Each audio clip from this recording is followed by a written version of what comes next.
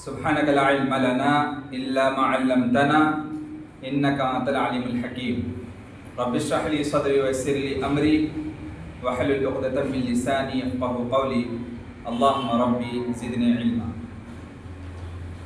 فاعوذ بالله من الشیطان الرجیم بسم اللہ الرحمن الرحیم۔ محترم سامعین و سامعات، آج ہم لوگ سورۃ البقرہ سورہ نمبر 2 آیت نمبر 137 سے اس کی تفسیر سمجھنے جا رہے ہیں۔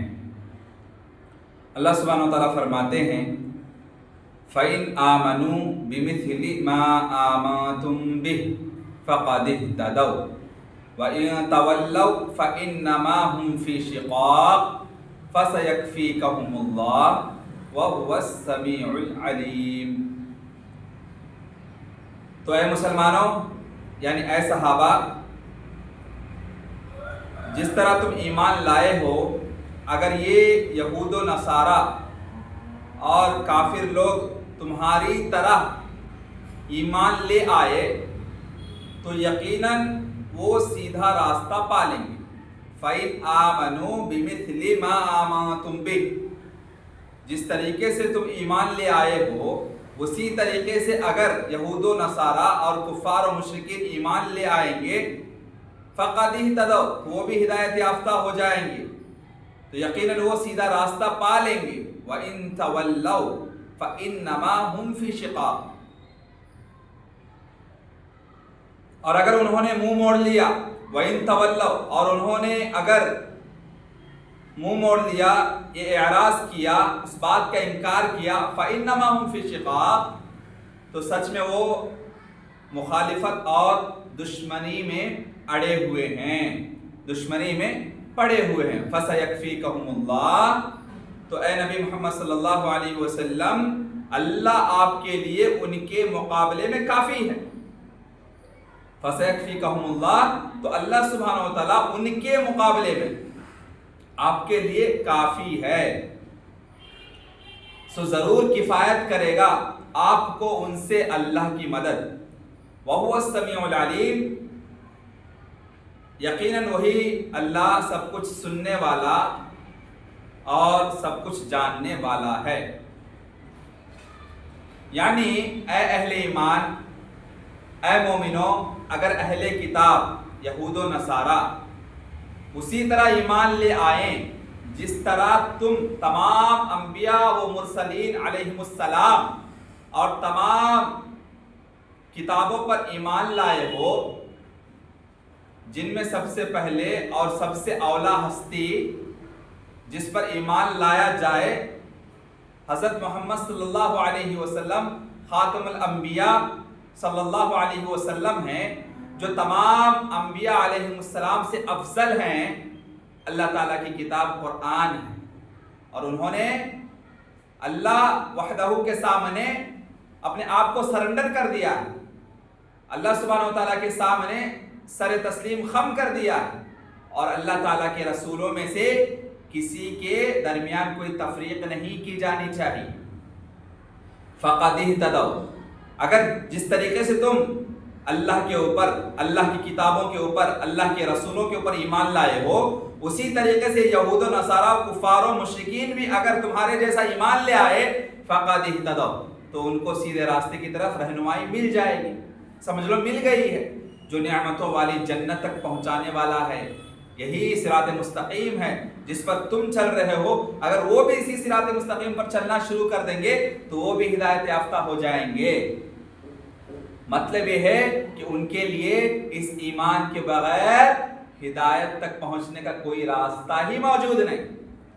ہدایت کا راستہ صراط مستقیم دین اسلام پر عمل کرنا ہے، قرآن و حدیث کی روشنی میں زندگی گزارنی ہے۔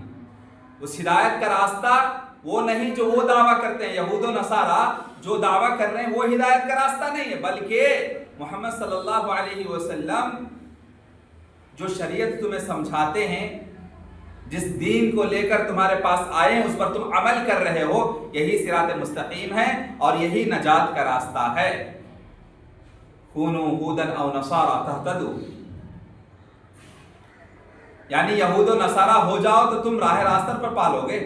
وہ کیا کہتے ہیں کہ تم لوگ یہودی بن جاؤ، نصرانی بن جاؤ گے، ایسا ہوگا تو تم راہ راست پر آ جاؤ گے. یہ مومنین سے کہتے ہیں وہ لوگ، حالانکہ ان کا یہ کہنا حق پر مبنی نہیں، باطل پر مبنی ہے، باطل ہے، مردود ہے. یہ ان کا صرف وہم ہے، گمان ہے، بس وہم و گمان میں مبتلا ہیں کہ ہدایت تو صرف انہی کو ملی. تو ہدا یہ ہدایت نام ہے، حق کو جاننا، قرآن و حدیث کے بات کو ماننا اور اس پر عمل کرنا. اور اس کی ضد، اس کی اپوزٹ جو ہے نا، ہدایت کی اپوزٹ علم سے محرومی ہے. علم کے بعد عملی گمراہی ہے، اور یہی وہ شقاق ہے، یہی وہ گمراہی ہے، یہی وہ دشمنی ہے، یہی وہ مخالفت ہے، یہی وہ اپوزیشن لوگ ہیں جس پر وہ قائم تھے. وہ اپوز کرتے تھے، اس کی مخالفت کرتے تھے، دین سے اعراض کرتے تھے. وہ دین جو نبی کریم صلی اللہ علیہ وسلم لے کر آئے تھے اس سے اعراض کرتے تھے، منہ پھیر لیتے تھے، اس سے مخالفت کی، نبی سے دشمنی کی، کیونکہ وہ پیٹھ پھیر کر رو گردانی کر رہے تھے، نبی کا انکار کر رہے تھے، نبوت کا انکار کر رہے تھے، رسالت کا انکار کر رہے تھے، کتاب اللہ پر ایمان نہیں لا رہے تھے. تو مبتلا شقاق وہ آدمی جو دشمنی رکھتا ہے، نفرت کرتا ہے دین سے، وہ ایک طرف ہوتا ہے، اور اللہ اور اس کے رسول دوسرے طرف ہوتے ہیں. دونوں میں زمین و آسمان کا فرق ہے.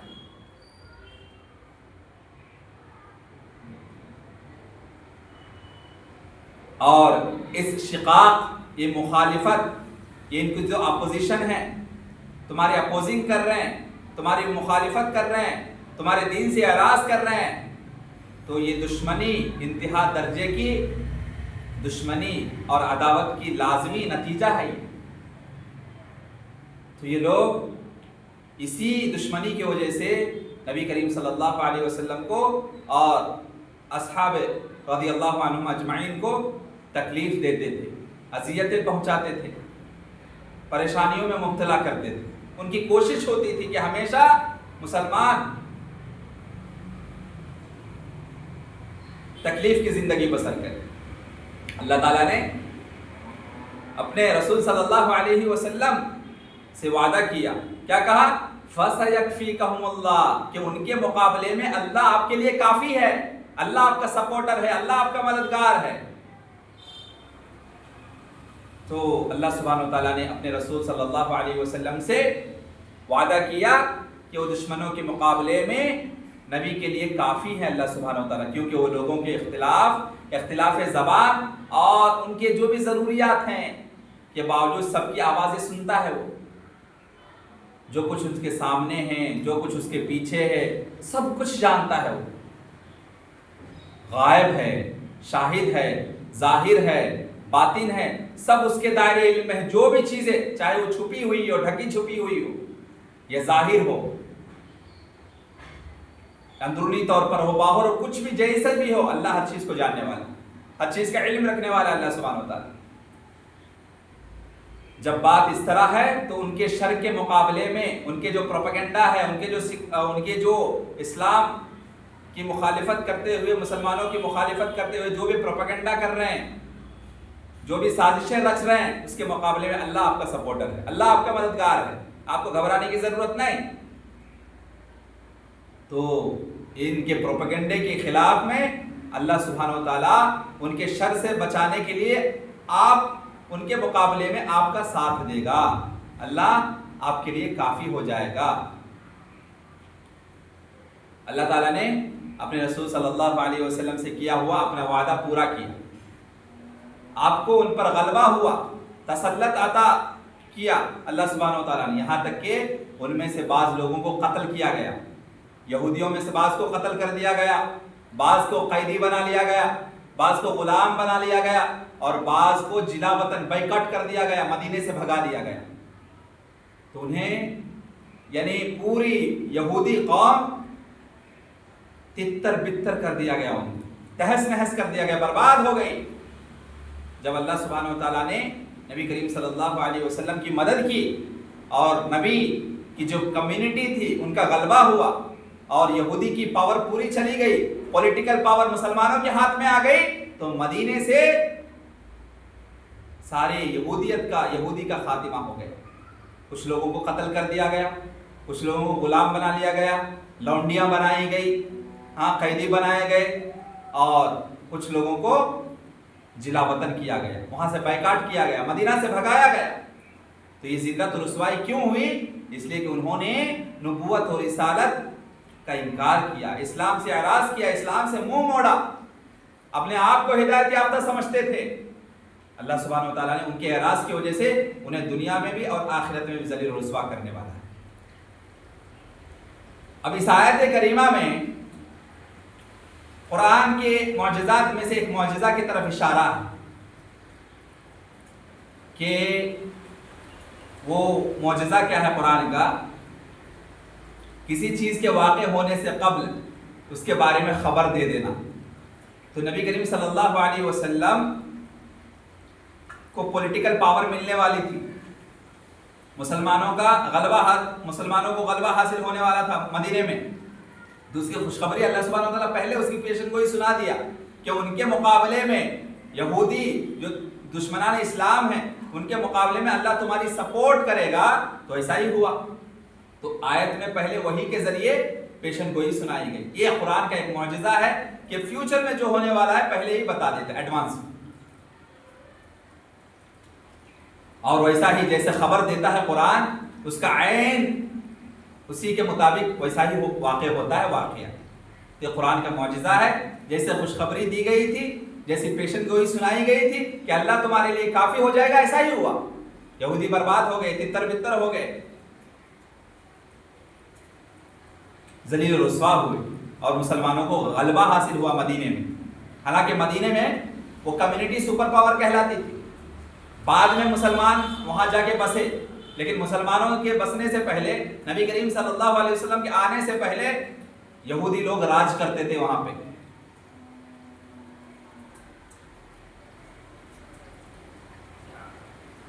سارا کارپوریٹو سیکٹر پورا ان کے ہاتھ میں تھا, مارکیٹنگ پورے ان کے ہاتھ میں تھی. اسی لیے سودی کاروبار, سودی لین دین زیادہ کرتے تھے. نبی کریم صلی اللہ علیہ وسلم مدینہ گئے تو ان ساری چیزوں کا خاتمہ کیا, اور آخروں میں جو سپر پاور کہلاتی تھی وہ کمیونٹی ذلیل و رسوا ہو کر جلا وطن ہونے پر مجبور ہو گئی. بعض کو قتل کر دیا گیا, بعض کو جو ہے لونڈی, بعض عورتوں کو لونڈی بنایا گیا اور مردوں کو غلام بنایا گیا. تو اللہ سبحانہ وتعالیٰ کا وعدہ واقع پورا ہوا. صبغۃ اللہ ومن احسن من اللہ صبغہ وَنَحْنُ لَهُ عَابِدُونَ. صبغتن کا مطلب ہوتا ہے رنگ, کلر. صبغت اللہ, اے حق کا انکار کرنے والو, اللہ کا رنگ یعنی دین اسلام. یہاں صبغت اللہ سے مراد کیا ہے؟ دین اسلام ہے. اس کو چن لو. وَمَنْ أَحْسَنُ مِنَ اللَّهِ صِبْغًا.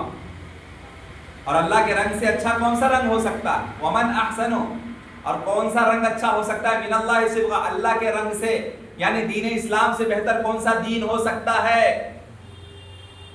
یا صبغت اللہ کا مطلب ہے دین اسلام. دین اسلام کو اپنا لو, اس سے بہتر کوئی دھرم نہیں ہے, اس سے عظیم دولت کوئی چیز ہی نہیں ہے. وَنَحْنُ لَهُ عَابِدُونَ, اور ہم صرف اسی اللہ کی عبادت کرتے ہیں.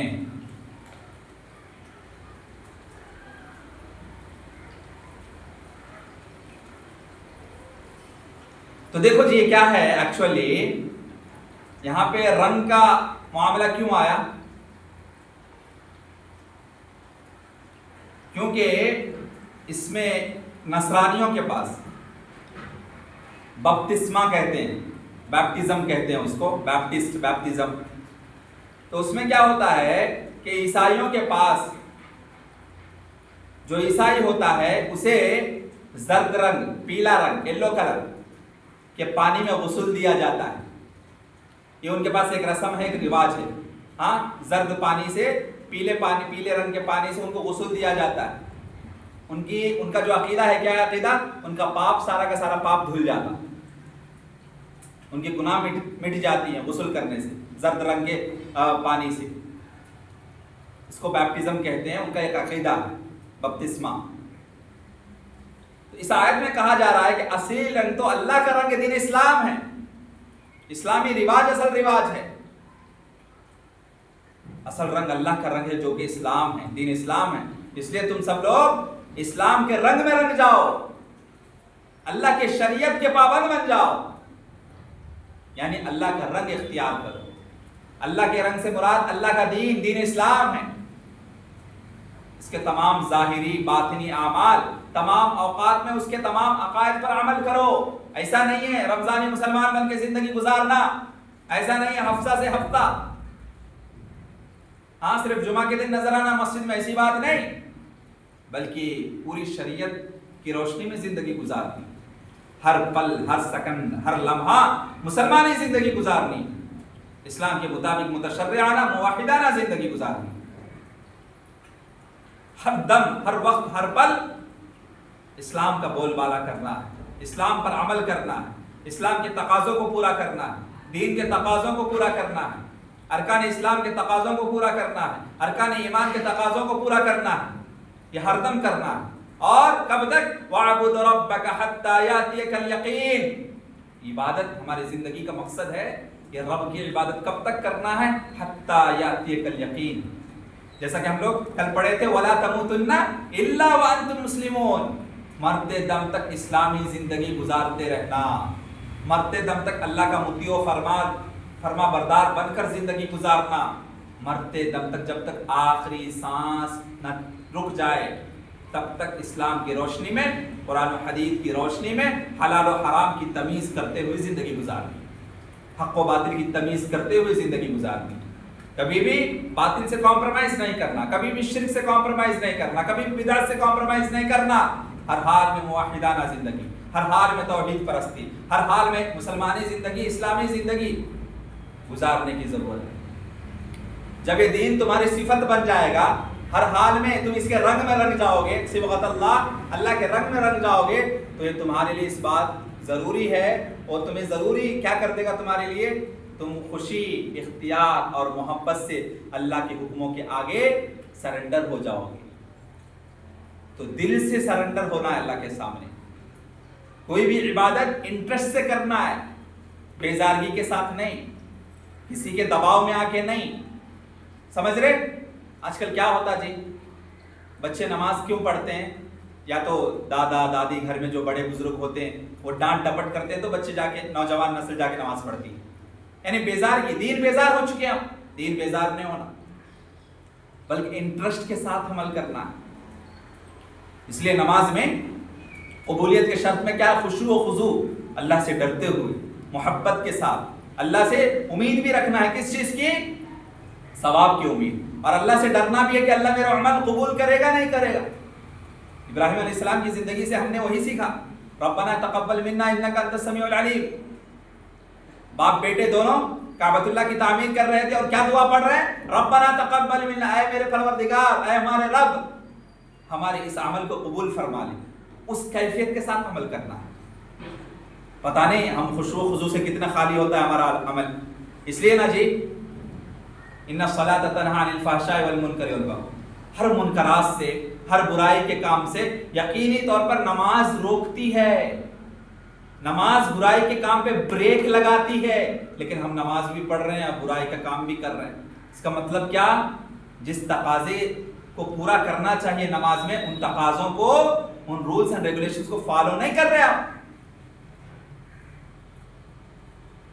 تو ہر عمل اس کے تقاضوں کو پورا کرنا ہے، جو عمل جس طریقے سے کرنا چاہیے، خلوص اور للہیت، اور ساتھ میں نبی کریم صلی اللہ علیہ وسلم کی مطابقت، نبی کریم صلی اللہ علیہ وسلم جس طریقے سے سکھایا ہے اس کی روشنی میں وہ عمل کریں گے، تو جب تک نبی کی سنت کی اتباع نہ ہو، نبی کی سنت کی پیروی نہ ہو، اور رب کا حکم نہ ہو، رب کے لیے خلوص و للہیت کے ساتھ، اخلاص کے ساتھ عمل نہیں کریں گے، وہ عمل قابل قبول نہیں ہے۔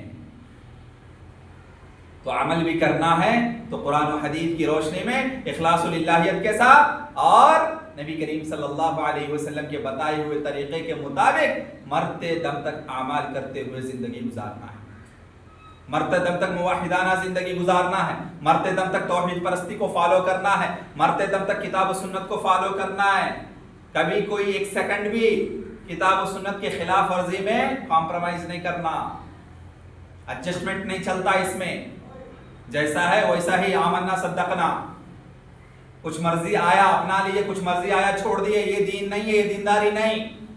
لیکن آج کل کے نام نہاد مسلمان سیاہ کار لوگ کیا کرتے ہیں، جو چیز آسان ہے اس پر عمل کریں گے، جہاں مشکل آیا اس کو چھوڑ دیں گے۔ حلال و حرام کی تمیز بھی جہاں آسان ہے، حرام ہے تو رک جائیں گے، جہاں مشکل ہے وہاں پرواہ ہی نہیں، حرام کا کام کر رہا ہوں میں۔ تو ایسا نہیں ہونا چاہیے، بلکہ ہر وقت اللہ سے ڈرتے ہوئے تقوی اور پرہیزگاری اور عمل کرتے ہوئے اخلاص و للہیت کے ساتھ عمل کرنا ہے، تبھی جا کے وہ عمل قابل قبول ہوگا۔ تو جب ہم دلچسپی کے ساتھ، انٹرسٹ کے ساتھ عبادت کریں گے تو پھر وہ عبادت کی جو لذت ہے نا، وہ لذت، وہ ٹیسٹ محسوس ہوگی۔ اور جس کو عبادت میں، بندگی میں، رب کی بندگی میں لذت محسوس ہو جائے نا، وہ بندہ کبھی بے نمازی نہیں ہوتا، وہ کسی سال بھی ایک روزہ بھی چھوڑنا، رمضان کا روزہ چھوڑنا گوارا نہیں کرتا۔ اگر مستطیع ہے تو حج کو ضرور جاتا ہے، اگر مستطیع ہے تو زکوٰۃ کی ادائیگی ضرور کرتا ہے۔ کیوں؟ اس کو دلچسپی ہے، انٹرسٹ ہے دین میں، دینداری میں، تو یہ طبیعت بن جائے گا، ایک نیچرل، یعنی انسان کو لگے گا کہ یہ میری فطرت ہے عمل کرنا۔ کب؟ دلچسپی کے ساتھ، انٹرسٹ کے ساتھ۔ اب دیکھو جی، جیسے ایک کپڑا ہے، کپڑے کو مکمل طور پر آپ کلرفل رنگ دے دیں گے، اس کو رنگ دیا جائے تو رنگ اس کپڑے کی صفت بن جاتا ہے۔ سمجھ رہے نا؟ ایک کپڑا ہے وائٹ کلر کا، لیکن اس کو کلرفل بنانا ہے، سترنگی کلر سمجھو، 7 رنگ کے کلر اس پہ چڑھانا ہے، اچھے طریقے سے پرماننٹ کلر اس میں لگا دیں گے تو کیا ہوگا؟ ہمیشہ کے لیے سترنگی نظر آئے گا۔ حالانکہ شروع میں کیا تھا، وہ صرف سفید، لیکن سترنگی 7 رنگ اس پہ کلر پہ چڑھا دیا تو ہمیشہ اس کی صفت بن جاتی ہے۔ اب اس کپڑے کو کوئی سنگل وائٹ کلر نہیں بولے گا، بلکہ بولے گا سترنگی رنگ کا کپڑا ہے۔ تو اللہ سبحانہ و تعالیٰ کہتا ہے کہ تم دین اسلام کے رنگ میں ڈھل جاؤ، گھل مل جاؤ، اسلامی طرز زندگی کو اپناؤ، اسلامک لائف سٹائل کو اپنا اپنا راستہ بناؤ، تب جا کے وہ تمہارا صفت بن جائے گا، تمہارا کیریکٹر بن جائے گا اسلام، تمہاری مرضی رب کے تابع ہوگی، اپنے من چاہی زندگی نہیں گزارو گے، رب چاہی زندگی گزارو گے۔ کب؟ جب دینداری دلچسپی کے ساتھ کرو گے، عمل دلچسپی کے ساتھ کرو گے، انٹرسٹ کے ساتھ، خوش دلی کے ساتھ، جذبے کے ساتھ، قربانیاں، تب تمہیں دنیاوی اور اخروی کامیابی ضرور حاصل ہوگی، یہ اللہ کا وعدہ ہے۔ کیونکہ دین حسن اخلاق، محاسن اعمال اور بلند مرتبہ کے جتنے بھی اعمال ہیں اس کو اختیار کرنے پر آمادہ کرتا ہے، ابھارتا ہے، پروموٹ کرتا ہے۔ اسلام انسان کو پروموٹ کر رہا ہے کس کی طرف؟ جنت کے راستے کی طرف۔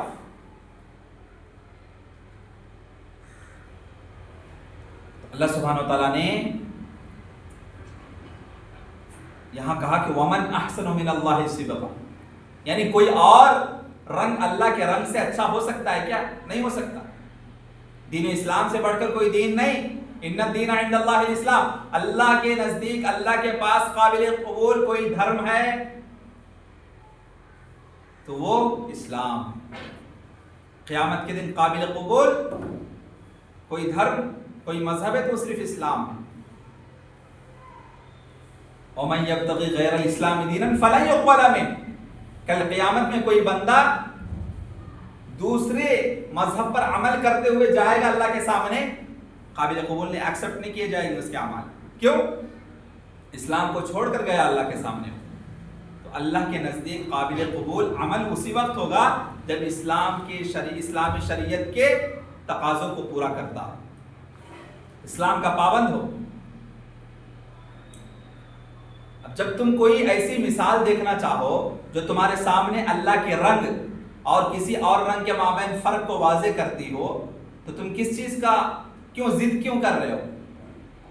اللہ کے ساتھ ضد کے ساتھ مقابلہ کیوں کرنا چاہتے ہو؟ اور یہ جو اللہ کا رنگ ہے یعنی دین اسلام، اس کا مقابلہ دوسرا کوئی مذہب نہیں کر سکتا، اور اللہ کے پاس قابل قبول دین دھرم اسلام ہے۔ یہ جو ہمیں یہ جو عظیم دولت ملی ہے نا، مسلمان خاندانی مسلمان ہیں ہم لوگ، تو عظیم دولت کو پہچاننا ہے، اس کے تقاضوں کو پورا کرنا ہے، دینداری کو اپنانا ہے، اعمال صالحہ کرتے ہوئے زندگی گزارنی، رب کی بندگی کرتے ہوئے زندگی گزارنی، اسلام کے رنگ میں ڈھل جانا ہے ہمیں، اسلام کو اپنا صفت بنا لینا، اپنی کیریکٹر بنا لینا، اٹھتے بیٹھتے چلتے پھرتے سوتے جاگتے ہمیشہ اسلام کے مطابق زندگی گزارنا۔ اب اس بندہ مومن کو انسان کیسا دیکھتے ہیں؟ جو اپنے رب پر صحیح ایمان رکھتا ہے، اور اس ایمان کے ساتھ ساتھ اس کا دل اپنے رب کے سامنے جھک جاتا ہے، اور اس کے باڈی پارٹس اس کی اطاعت کرتے ہیں، پریکٹیکلی عمل کرتا ہے، صرف زبانی دعویٰ نہیں، صرف تسلیم نہیں کرتا دل سے، بلکہ پریکٹیکلی باڈی پارٹس بھی عمل کرتے ہیں، فزیکلی کام بھی عمل بھی کرتا ہے، جسمانی حرکت دیتا ہے عمل کرنے کے لیے۔ فار ایگزامپل نماز ہے، اس میں کیا ہے؟ فزیکل موومنٹ ہے، جسمانی حرکت ہے اس میں، تو پریکٹیکلی عمل کرتا ہے۔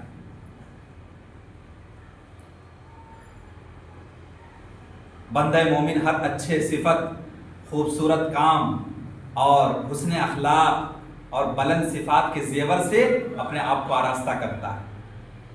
گندی صفات، بری صفات، بری عادات اور تمام تر عیوب سے اپنے آپ کو بچا لیتا ہے، اس کی کوشش میں رہتا ہے۔ قول عمل میں سچائی، بات میں کام میں سچائی، صداقت، صبر، بردباری، پاک بازی، عفت، اپنی عفت کی حفاظت، اپنی عزت کی حفاظت، شجاعت، بہادری، قولی و فعلی احسان، محبت الہی، خشیت الہی، اللہ سے محبت، اللہ کا خوف اور اس سے امید رکھنا اس کا وصف بن جاتا ہے۔ جب بندہ اللہ کے رنگ میں رنگ جاتا ہے، دین اسلام کے مطابق زندگی گزارتا ہے نا، تو یہ اچھے صفات اس کے کیریکٹرز ہو جاتے ہیں۔ اس کا حال معبود کے لیے اخلاص پر مبنی ہوتا ہے، اور اس کے بندوں کے لیے حسن سلوک ہو جاتا ہے، معاملہ کرتا ہے۔ اللہ کے ساتھ بھی اخلاص کا معاملہ ہے اس کا، یعنی جو بھی کرے گا صرف رب کو رضامند کرنے کے لیے، اور اللہ کے جو بندے ہیں اس کے ساتھ بھی حسن اخلاق، گڈ کیریکٹر کے ساتھ زندگی بسر کرتا ہے، حسن سلوک کرتا ہے اللہ کے بندوں کے ساتھ۔ اس کا مقابلہ اس بندے کے ساتھ کیجئے، ذرا غور کیجئے جس نے رب کا انکار کر دیا اور اسلامی طرز زندگی سے منہ موڑ لیا، اسلام سے دور بھاگ گیا اور مخلوق کی طرف متوجہ ہوا، خود اپنے ہاتھ سے مورتی بناتا، مورتی کو تراشتا، اسی کی پوجا کرتا ہے۔ مخلوق ہے نا مورتی، انسان خود بناتا ہے، اس کو خود تراشتا ہے مورتی کو، پتھر کو، اور اسی کے سامنے سر جھکاتا ہے۔ کفر، شرک، جھوٹ، خیانت، مکر و فریب، دھوکہ دہی، بد کرداری، اور اپنے قول میں، اپنے فعل میں، اپنے کام میں، زبانی طور پر ہو یا کام کرنا ہو، کچھ بھی ہو، ہر ذریعے سے مخلوق کے ساتھ برا سلوک کرتا ہے۔ اس نے سلوک نہیں کرتا، برا سلوک کرتا ہے، بد سلوکی کرتا ہے۔ اب ایسے گندی صفات، قبیح صفات سے جو اپنے آپ کو متصف کرتا ہے، ایسے لوگ کیا اللہ کے رنگ میں جو دینداری جن کے اندر پائی جاتی ہے، دونوں کیسے برابر ہو سکتے ہیں؟ تو کون سا بہتر ہے؟ اللہ کا دین بہتر ہے، اللہ کا رنگ بہتر ہے۔ اللہ کے رنگ میں جو رنگا ہوا بندہ ہے، جو دین اسلام کے پابند ہے، وہ بہتر ہے ان لوگوں سے جو کفر میں ملوث ہے، مشرکانہ عمل کر رہے ہیں۔ اب اس بندے میں اپنے معبود کے لیے اخلاص بھی نہیں ہے، اور اس کے بندوں کے لیے، یعنی اللہ کے بندوں کے لیے حسن سلوک کا معاملہ بھی نہیں کرتا ہو، تو دونوں کیسے برابر ہو گئے؟ یعنی دین اسلام پر عمل کرنے والے اور اسلام کو چھوڑ کر دوسرے دین پر عمل کرنے والے دونوں برابر نہیں ہو سکتے۔ ایک کا فیصلہ جنت کا ہے، دوسرے کا فیصلہ جہنم کا ہے۔ اب جنتی جہنمی کیسے برابر ہو سکتے ہیں؟ لا یستوی اصحاب النار و اصحاب الجنہ اصحاب الجنۃ هم الفائزون. تو جو اسلام کے پابند ہیں، دینداری جن کی زندگی میں ہے، قرآن و حدیث کی روشنی میں مرتے دب تک عمل کرتے ہیں، وہ لوگ جنتی کہلائیں گے. اور جو جنتی ہے اور جہنمی ہے دونوں برابر نہیں ہو سکتے.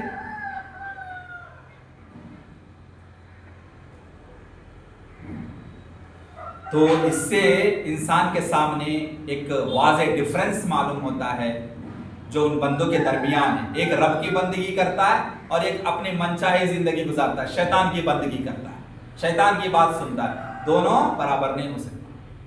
واضح فرق ہے، ڈفرنس ہے ان دونوں کے درمیان. تو یہ حقیقت بھی واضح ہو جاتی ہے کہ کوئی دوسرا رنگ اللہ کے رنگ سے اچھا نہیں ہو سکتا. دین اسلام انسان کی فطری تقاضا ہے. توحید انسان کا فطری تقاضا ہے. انسان کی فطرت اس کا تقاضا کرتی ہے کہ مجھے توحید پر عمل کرنا ہے. توحید پر عمل کرنے پر انسان کو گامزن کرتی ہے. اس لیے آپ دیکھ لیں غیر اللہ کے پرستش کرنے والے پجاری بھی جب مصیبت میں پھنستے ہیں تو آسمان کی طرف دیکھتے ہیں. کیوں؟ عہد الست قالوا بلا شہدنا کا وعدہ کیا. الست بربکم. اللہ سبحانہ و تعالیٰ نے عالم ارواح میں جب سارے روحوں کو جمع کیا، آدم علیہ السلام اور ان کے نسل انسانی کو جب جمع کیا، اکٹھا کیا، تو اس میدان میں عالم ارواح میں اللہ سبحانہ و تعالیٰ سب سے وعدہ لیا، الست بربکم، کیا میں تم سب کا رب نہیں ہوں؟ تم سب کا خالق نہیں ہوں؟ سارے لوگوں نے کہا قالوا بلا شہدنا، بے شک کیوں نہیں، ہم گواہی دیتے اب ہمارے رب ہے.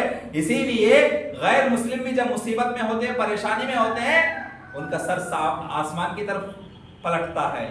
یعنی ان کو بھی پتا ہے الرحمن علی العرش استوی، کہ رحمان ساتوں آسمانوں کے اوپر عرش پر مستوی ہے.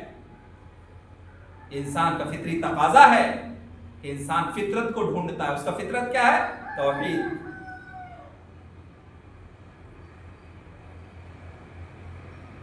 تو اللہ کے رنگ سے یعنی دین اسلام سے بہتر کوئی دوسرا رنگ، کوئی مذہب نہیں ہو سکتا. اور اس بات کی بھی دلیل ہے کہ جس نے اللہ کے دین کے سوا کوئی اور رنگ اختیار کیا، کوئی اور مذہب اختیار کیا، اس سے بدتر آدمی کوئی آدمی نہیں ہے. اللہ تعالیٰ اس کے بعد فرماتے ہیں وَنَحْنُ لَهُ عَابِدُونَ. اس رنگ کی توضیح ہے عبادت کرنا. دین اسلام کا تقاضا ہے کہ رب کی بندگی کی جائے، صرف رب کے لیے بندگی کی جائے. اللہ کا رنگ در حقیقت دو بنیادوں پر قائم ہے. دو بنیادیں ہیں اللہ کے رنگ کی، دین اسلام کی: اخلاص، متابعت.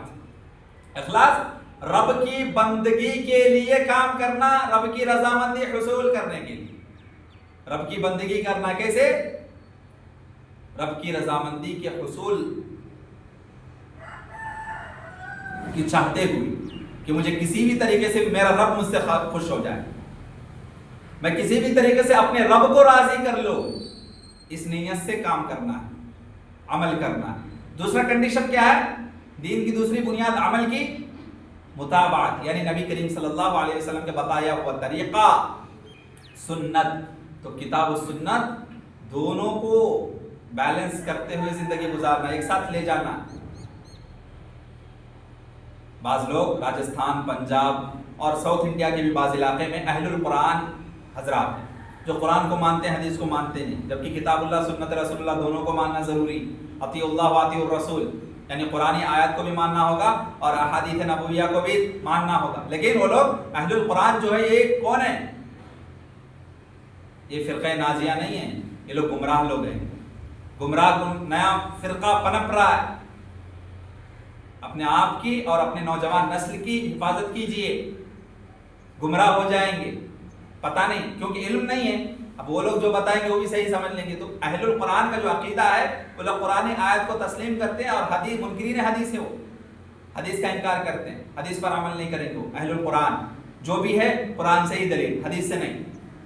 تو یہ ایک فتنہ ہے، اس سے مجھے اور آپ کو رکنے کی ضرورت ہے. تو دیکھو کوئی بھی عمل اسی وقت قابل قبول ہوگا جب اس میں پہلی چیز شرط کیا ہے؟ کنڈیشن اخلاص ہونا، یعنی رب کو خوشی کرنے کے لیے، میرا رب مجھ سے راضی ہو جائے، بس کافی ہے. لوگ کیا کہیں گے یہ نہیں سوچنا، رب کے رضامندی حاصل کرنے کے لیے کرنا.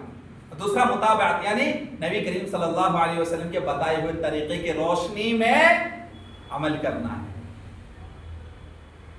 مثال کے طور پر نماز ہے جی، نبی کریم صلی اللہ علیہ وسلم نے فرمایا صلو کما رأیتمونی اصلی۔ اب آپ کو میں کتاب اللہ سنت رسول اللہ کو کیسے ایک ساتھ کمبائن کر کے عمل کرنا ہے اس پر، اس کی روشنی میں، مثال کے طور پر نماز ہے جی، آپ دیکھ لو نماز، اقیم الصلاۃ اقیم الصلاۃ اقیم الصلاۃ اقیم الصلاۃ، قرآن میں بے شمار آیات میں موجود ہے کہ نماز پابندی کے ساتھ، نماز کی پابندی کرو، نماز قائم کرو، صلاۃ قائم کرو، ہر جگہ ہے قرآن میں، لیکن طریقہ نہیں سکھایا گیا۔ اب تو طریقہ کہاں سے آئے گا؟ نبی کی سنت۔ تو دیکھو کتاب اللہ سنت رسول اللہ دونوں کو ایک ساتھ لے کر چلنا ہے۔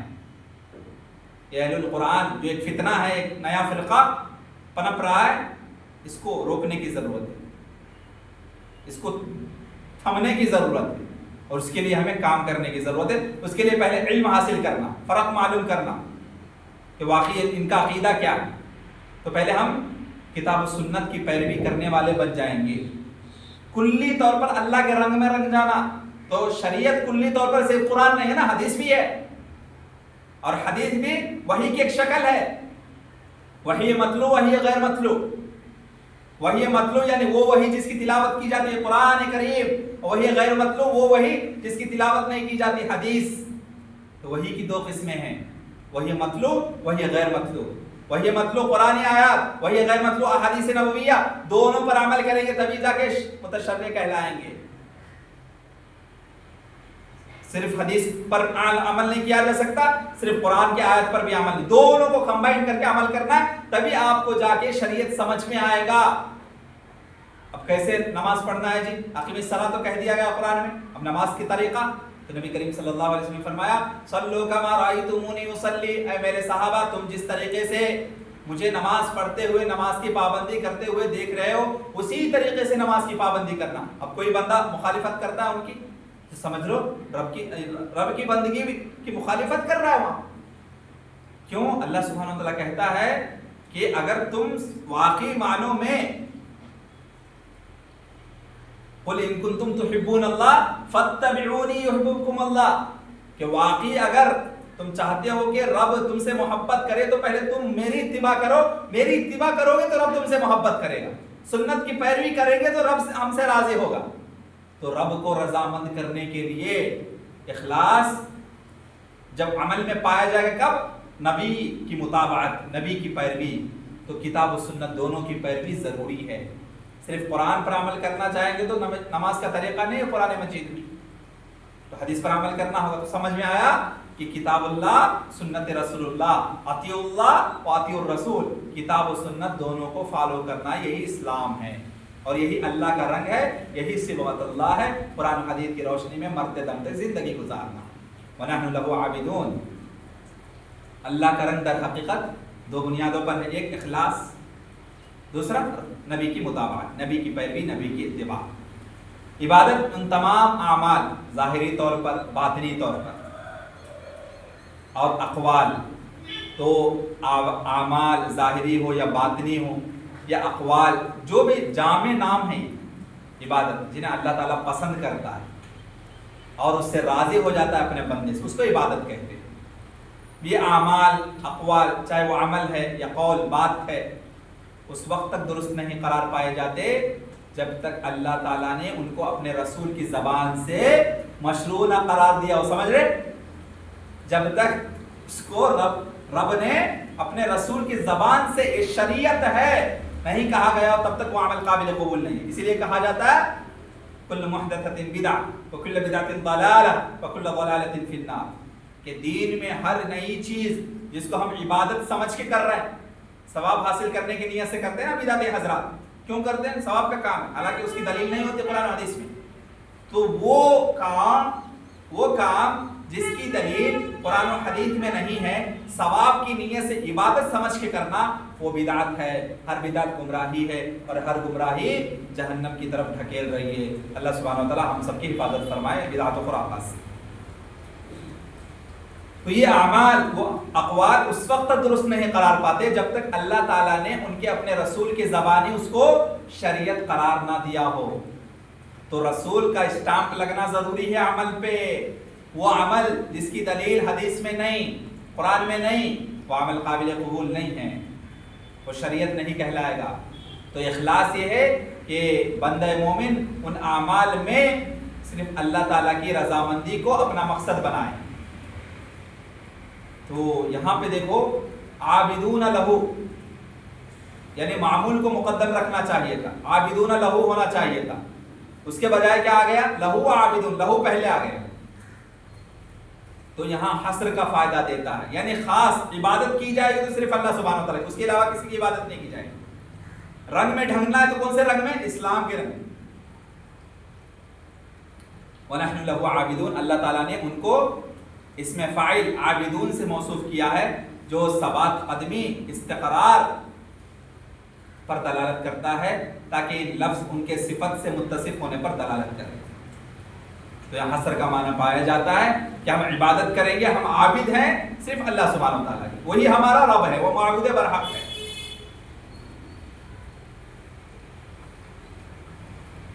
قُلْ أَتُحَاجُّونَنَا فِي اللَّهِ وَهُوَ رَبُّنَا وَرَبُّكُمْ وَلَنَا أَعْمَالُنَا وَلَكُمْ أَعْمَالُكُمْ وَنَحْنُ لَهُ مُخْلِصُونَ۔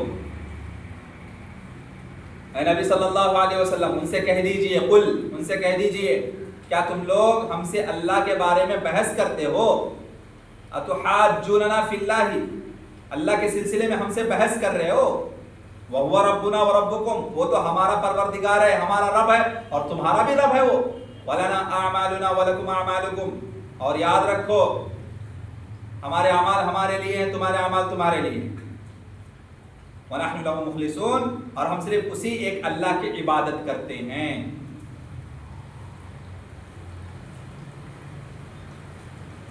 تو یہاں پہ محاجہ، محاجہ کا لفظ ہے نا، تو محاجتن کا مطلب ہوتا ہے دو یا دو سے زیادہ افراد کے درمیان ڈیبیٹ، ڈیبیٹ کو کہتے ہیں، بحث و مباحثہ، مجادلہ کو کہا جاتا ہے۔ جب ڈیبیٹ ہوتا ہے نا تو اس کو محاجہ کہتے ہیں، محاجتن، دو یا دو سے زائد افراد کے درمیان جو بحث و مباحثہ ہوتا ہے، تو میں ہوتی ہے، اس کو مجادلہ، اسی کو محاجہ کہا جاتا ہے، جس کا تعلق اختلافی مسائل سے ہوتا ہے، اختلاف ہو جاتا ہے، اختلافی مسائل، دو گروہ آپس میں جو ہے بھڑتے ہیں۔ تو ہر فریق، ہر گروپ جو ہے اپنے اپوزٹ گروپ، اپنے اپوزیشن کے خلاف اپنی بات میں کامیابی حاصل کرنا، اور مد مقابل جو اس کا اپوزیشن ہوتا ہے اس کے ہر قول کا باطل قرار دینا۔ ہر کسی کا مقصد ہوتا ہے کہ تم ہی ہم صحیح تم غلط، اس لیے دونوں ہی دلیل قائم کرنے کی کوشش کرتے ہیں، دونوں اپنا دلیل قائم کرنے کی کوشش، ہم ہی صحیح ہم ہی صحیح۔ تو اس میں مطلوب یہ ہے آیت میں کہ مباحثہ نہایت احسن طریقے سے ہو، ڈیبیٹ کی جائے تو حسن اخلاق پر مبنی ڈیبیٹ ہو، قریب ترین راستے کے ذریعے سے گمراہ کو حق کی طرف لوٹایا جائے۔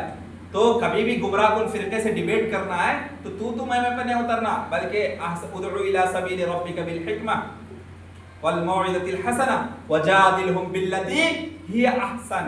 ان سے ڈیبیٹ بھی کرنا ہے تو کیسے؟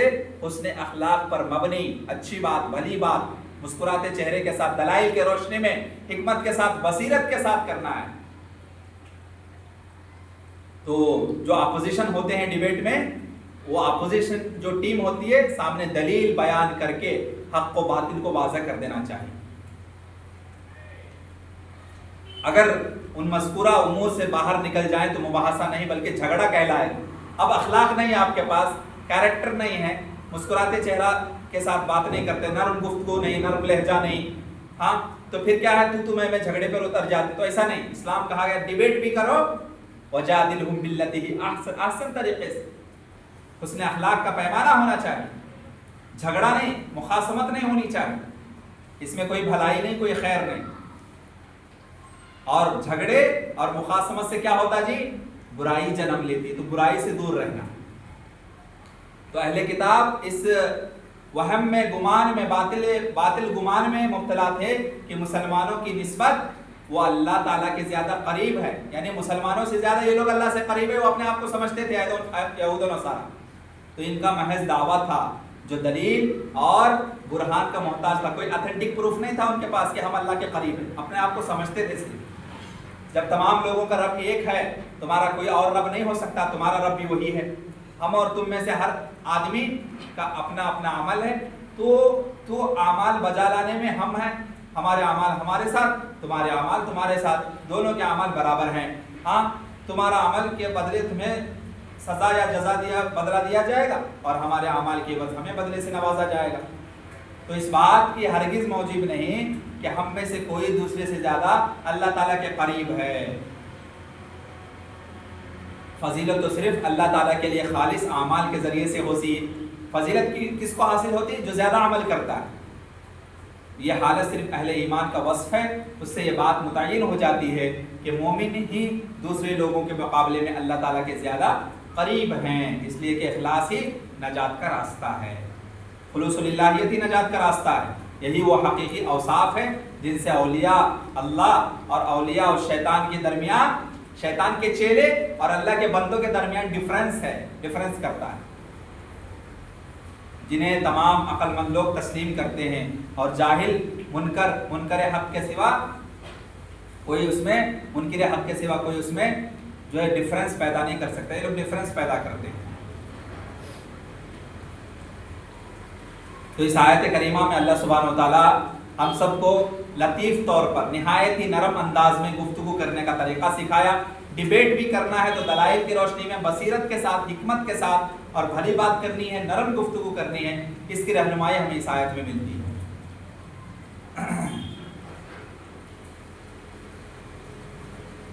انشاءاللہ بہت سے باتیں ہوتی رہیں گی، وقت کا تقاضا ہے، بس یہیں پہ ہم ایگزسٹ ہوتے ہیں۔ بارک اللہ فیکم، حیاکم اللہ جمیعا۔ دعا ہے رب العالمین سے کہ اللہ سبحانہ و تعالیٰ مجھے اور آپ کو مرتے دم تک توحید کی روشنی میں، قرآن و حدیث کی روشنی میں